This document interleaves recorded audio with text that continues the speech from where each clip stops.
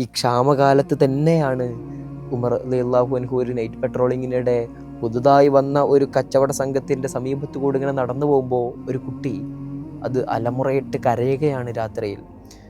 ആ കൂരയുടെ രണ്ടിൻ്റെ അടുത്ത് ചെന്നിട്ട് ഉമർ തങ്ങൾ പറയുന്നു, ആ കുട്ടിൻ്റെ ഉമ്മ എവിടെ, അവരോട് ആ കുട്ടിയെ നോക്കാൻ പറയൂ, കരയിപ്പിക്കരുതെന്ന് പറയുന്നു.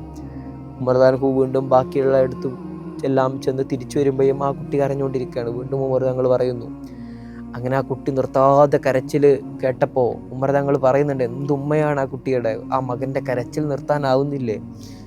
ആ സമയത്ത് ആ ഉമ്മ വന്ന് പറയുന്ന മറുപടിയുണ്ട്, ഖലീഫയാണ് പുറത്ത് നിൽക്കുന്നത് എന്ന് ആ സ്ത്രീക്കറിയില്ല. ഞങ്ങൾ വിദൂര നാട്ടിൽ നിന്നും റേഷൻ ശേഖരിക്കാൻ വന്നതാണ്. അപ്പോൾ എൻ്റെ കുട്ടിയുടെ മുലകുടിപ്രായം മാറിയിട്ടില്ല. മുലകുടിപ്രായം അവസാനിപ്പിച്ച കുട്ടികൾക്ക് മാത്രമേ ഖലീഫ റേഷൻ കൊടുക്കുന്നുള്ളൂ എന്ന് കേട്ടു. അതുകൊണ്ട് എൻ്റെ കുട്ടിയുടെ മുലകുടി അവസാനിപ്പിക്കാൻ വേണ്ടി ശ്രമിച്ചുകൊണ്ടിരിക്കുകയാണ് ഞാൻ. അതുകൊണ്ടാണ് കുട്ടി ഇങ്ങനെ കരയുന്നത്. നാളെ ഖലീഫയുടെ അടുത്തേക്ക് എത്തുമ്പോൾ കുട്ടിയുടെ കയ്യിലൊരു റൊട്ടി വെച്ച് കൊടുക്കണം, പാലുകുടി നിർത്തി എന്നറിയിക്കാൻ വേണ്ടി. അപ്പോൾ ആ കുട്ടിക്ക് കൂടെയുള്ള റേഷൻ കിട്ടുമല്ലോ, അതുകൂടെ ഞങ്ങളുടെ കുടുംബത്തിനൊരു താങ്ങാകുമല്ലോ എന്ന് പറയുന്ന ആ സ്ത്രീയെ കണ്ടപ്പോൾ ഖലീഫ ഉമർ റളിയല്ലാഹു അൻഹു നിശ്ചലനായി പോവുകയാണ്. അന്ന് സുബ്ഹ് നമസ്കാര ശേഷം ഒട്ടും സമയം വൈകിപ്പിക്കുന്നില്ല.